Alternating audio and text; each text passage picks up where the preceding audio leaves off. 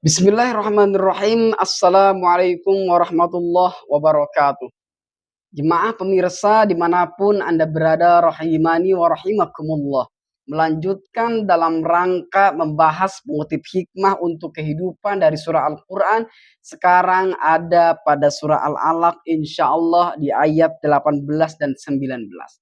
Jemaah pemirsa dimanapun Anda berada, rahimani wa rahimakumullah. Sanadu Zabaniyah. Kelak kami akan memanggil malaikat Zabaniyah, penyiksa daripada orang-orang yang berdosa, daripada orang-orang yang punya dosa kepada Allah. Kalla la tuti'hu wasjudu waqtarib. Sekali-kali tidak, kata Allah, janganlah patuh kepadanya, tetapi sujud dan mendekatkan dirilah kepada Allah. Teman-teman pemirsa dimanapun Anda berada, rahimani wa rahimakumullah. Di dalam ayat 18, Allah mengatakan Allah akan memanggil malaikat penyiksa umat manusia yang berdosa kepada Allah. Yaitu apa? Malaikat Zabaniyah. Berdosa karena apa? Di ayat sebelumnya mengatakan bahwasanya Allah ada orang yang menolak daripada kebenaran, itu akan yang Allah siksa. Manusia yang suka menolak daripada kebenaran, maka Allah akan menyiksanya. Di ayat kemarin bahwasanya menerangkan, Allah mengatakan, apakah kamu tahu kebenaran itu seperti apa? Apakah kamu tahu kalau orang yang melarang terhadap kebenaran itu bagaimana ancamannya? Bagaimanakah pendapat kita terhadap orang yang memang selalu menolak kepada kebenaran? Pemirsa dimanapun Anda berada, rahimani wa rahimakumullah. Yang saya katakan sebelumnya, sekecil apapun kebenaran yang kita dapatkan, sekecil apapun kebenaran yang masuk ke dalam telinga kita, janganlah senantiasa kita menolaknya. Saya bikin satu perbandingan. Kalau ada telur, bebek ataupun ayam, itu keluarkan dari pantatnya. Kita jangan melihat dari mana itu telur keluar, akan tetapi kita ambillah telurnya. Karena apa? Ketika kita melihat dari mana asal muasal keluar itu telur ayam, pasti kita jijik. Misalnya, ketika ada seorang preman, ketika ada seorang pemabuk, ketika ada seorang penjudi, ketika ada seorang pezina, ketika ada seorang pembunuh, yang dia itu menyampaikan kebenaran yang menurut kita benar adanya kebenaran itu, maka dengarkanlah dan amalkannya. Jangan semata-mata karena kita melihat latar belakangnya. Hati-hati, sekecil apapun kebenaran, maka ambillah sama kita. Khudil hikmata walau min ayyi wa'in kharajat. Ambillah satu pelajaran, satu hikmah dari mana asal pun itu keluarnya. Ketika misalnya ada seorang pemabuk, dia mengatakan bahwasanya kita itu hidup di dunia ini senantiasa mengingat Allah. Jangan semata-mata kita mencegah mereka, lu juga tukang mabuk. Jangan. Kita rasapin dalam hati kita. Oh, Allah mengingatkan saya dari orang pemabuk. Senantiasa kita harus melaksanakan sholat dan mengingat Allah. Teman-teman pemirsa dimanapun Anda berada, rahimani wa rahimakumullah. Kadang saya tuh suka kasihan sama orang yang memang ngerasa dirinya benar. Yang memang orang ngerasa, gue paling hebat. Yang memang orang ngerasa mentang-mentang paham agama. Karena apa? Ngerasa kasihan, ngeri, termasuk kategori terhadap orang yang menolak daripada kebenaran. Kadang di sisi lain kita memandang orang yang berdosa, apaan sih? Gue ahli ibadah, lo ahli maksiat. Karena kita terbesit di pikiran dan hati kita. Allah melarang menjustis seseorang yang memang dia notabene-nya berdosa. Dilarang kita menjustis seperti itu. Karena apa? Allah Subhanahu wa taala berfirman, "Innallaha la yanzuru ila suwarikum wa la yanzuru ila ajsamikum, bal yanzuru ila qulubikum." Allah itu enggak ngelihat muka ente. Allah itu nggak ngelihat pangkat ente. Allah itu nggak ngelihat pangkat kita, muka kita bagaimana. Nggak ngelihat siapa sih kita sebenarnya. Nggak ngelihat harta kita sebanyak apa. Tapi Allah melihat bagaimana hati kita. Bagaimana hati kita berhubungan dengan Allah dan berhubungan dengan manusia. Makanya ada dalam satu kisah mengatakan seorang pelacur dia itu masuk surga dikarenakan memberikan minum kepada anjing yang kehausan. Jemaah pemirsa dimanapun Anda berada, rahimani wa rahimakumullah. Saya ingin menampar daripada kita sebagai pendakwah atau khususnya bagi saya pribadi. Umumnya bagi teman-teman semuanya yang sering melaksanakan atau menyebarkan kebenaran. Jangan sampai kita gila hormat. Jangan sampai kita ngerasa, wah gue paling bener dong. Kalau nggak ada gue gimana gitu loh. Jangan semata-mata kita ngerasa paling suci. Karena apa? Hati-hati. Bisa jadi orang yang mabuk. Bisa jadi orang yang anggap kita kotor. Mereka itu yang paling dicintai Allah Subhanahu wa Ta'ala. Teman-teman, pemirsa dimanapun Anda berada, rahimani wa rahimakumullah. Saya ingin mendobrak daripada benteng yang sebagai orang pembawa agama itu yang identitasnya biasanya ngerasa paling benar. Saya ingin mendobrak itu. Karena apa? Semua kita manusia sama. Tidak ada bedanya. Yang ada bedanya apa? Allah memberikan pemahaman kepada satu manusia dan Allah memberikan pendengaran untuk memahami daripada manusia tersebut. Jadi jangan kita ngerasa kecil hati. Misal gini ya, wah bang saya pendosa. Saya malu dong sama orang yang memang sering taat. Malu boleh. Akan tetapi rasa malu itu jangan dijadikan mentalitas kita menjadi dhon. Jadikanlah ketika kita punya rasa malu melihat teman kita yang sering bertakwa kepada Allah, jadikanlah bahan bakar yang memang kita untuk bisa mendekat kepada Allah Subhanahu wa Ta'ala. Teman-teman, pemirsa, dimanapun Anda berada, rahimani wa rahimakumullah. Dilanjutkan ke dalam hikmah ayat terakhir. Kalla la tuti'hu wasjudu waqtarib. Sekali-kali tidak, janganlah patuh kepadanya, tetapi patuhlah kepada Allah yang maha punya segalanya.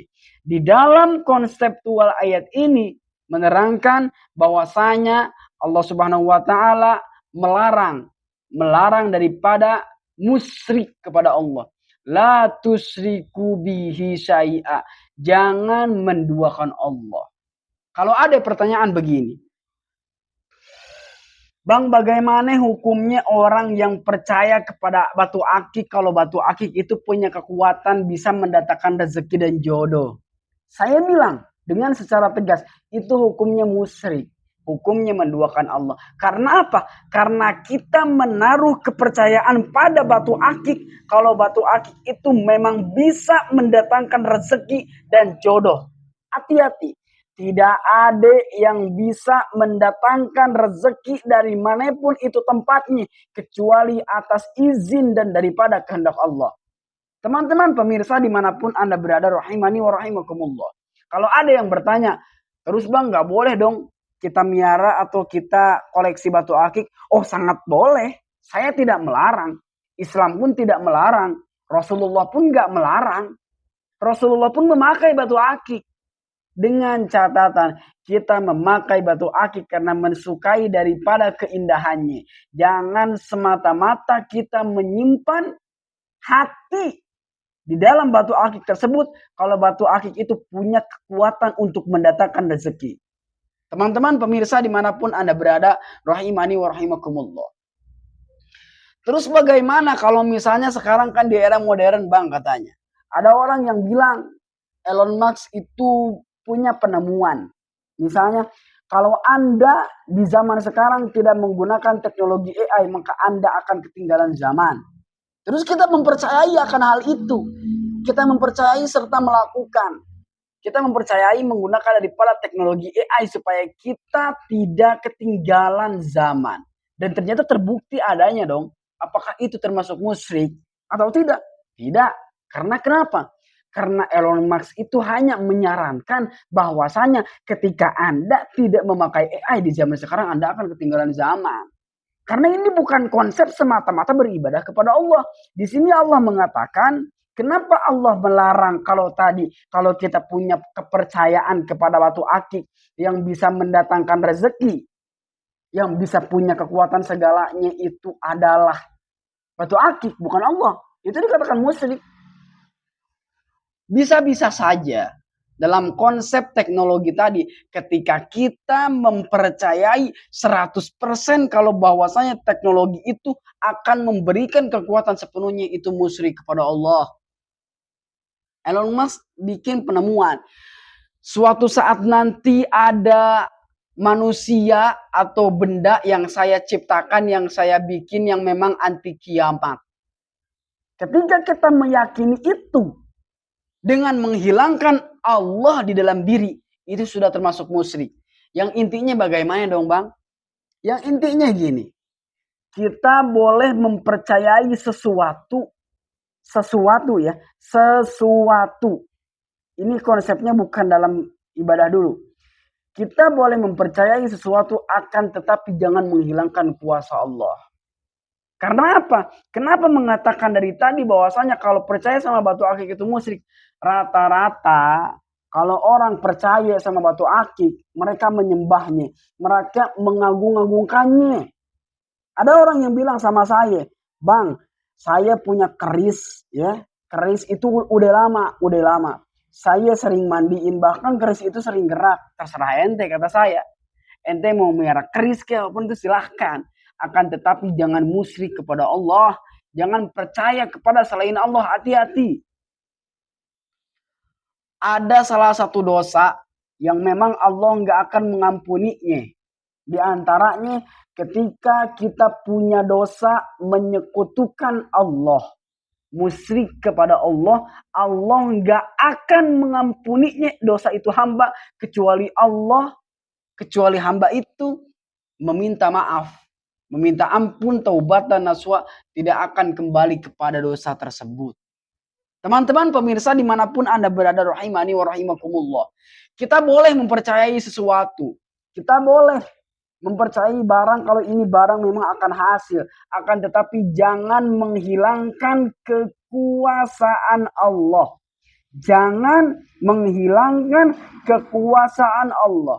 Karena pada hakikatnya yang maha punya segalanya ialah Allah. Allah yang menggerakkan semuanya hambanya yang ada di muka bumi.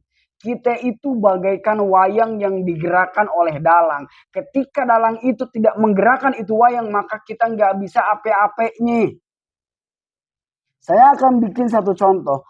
Allah bisa saja dalam saat ini Allah membalikkan 180 derajat, Allah menghancurkan dunia ini, bisa saja. Tapi kenapa Allah tidak menghancurkan? Karena Allah masih sayang sama kita. Karena Allah masih memberi kesempatan kepada umat manusia untuk beribadah, meminta ampun kepadanya, mengharap daripada ridhonya, dan takut akan daripada murkanya. Hati-hati teman-teman pemirsa dimanapun Anda berada, rahimani wa rahimakumullah. Semoga di dua ayat ini menjadi refleksi bagi kita. Bahwasanya Allah akan memanggil malaikat Zabaniyah. Malaikat yang memang ditugaskan oleh Allah untuk menyiksa hambanya yang punya dosa kepada Allah. Yaitu dengan menarik ubun-ubunnya ditaruh ke dalam neraka. Dan sehingga kata Allah, janganlah kita musyrik kepada Allah sekecil apapun itu. Sembahlah Allah yang punya segalanya. Percayalah, kuatkanlah hati kita, keimanan kita kepada Allah Subhanahu wa Ta'ala. Karena yang berhak disembah, yang berhak kita patuhi, yang berhak kita hormati, semuanya yang berhak dan punya segalanya ialah Allah. Manusia, makhluk, semuanya nggak ada ape-apenya. Terima kasih, semoga bermanfaat. Jangan lupa like, comment, and subscribe. Dukung terus channel ini apabila selalu mengingatkan bagi teman-teman semuanya.